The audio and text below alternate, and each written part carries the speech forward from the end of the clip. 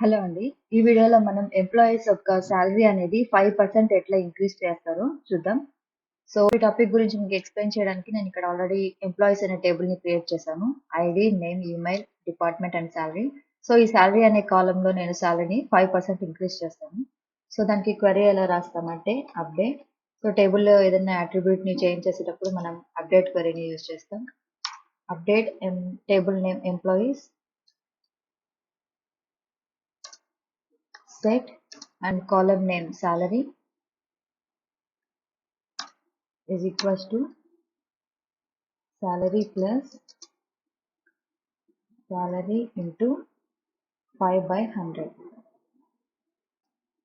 Okay, so ఇక్కడ salary అనేది for example employee ID 1 కి నేమ్ జాన్ స్మిత్ సాలరీ 50,000 ఉంది. సో దీంట్లో 1% వచ్చి 500, 5% అంటే 25 అంటే 2,500.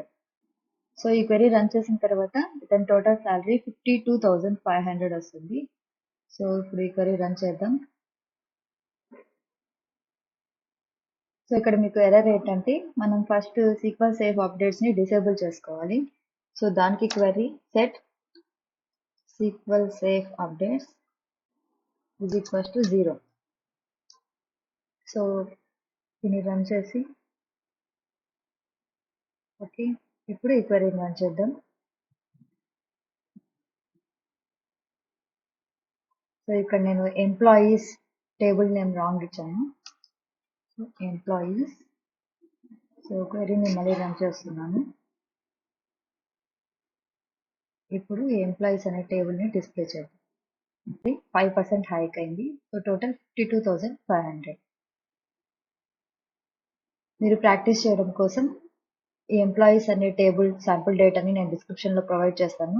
తప్పకుండా ప్రాక్టీస్ చేయండి. ఈ వీడియో కానీ మీకు నచ్చినట్లయితే తప్పకుండా లైక్ చేయండి, సబ్స్క్రైబ్ చేయండి. Thanks for watching.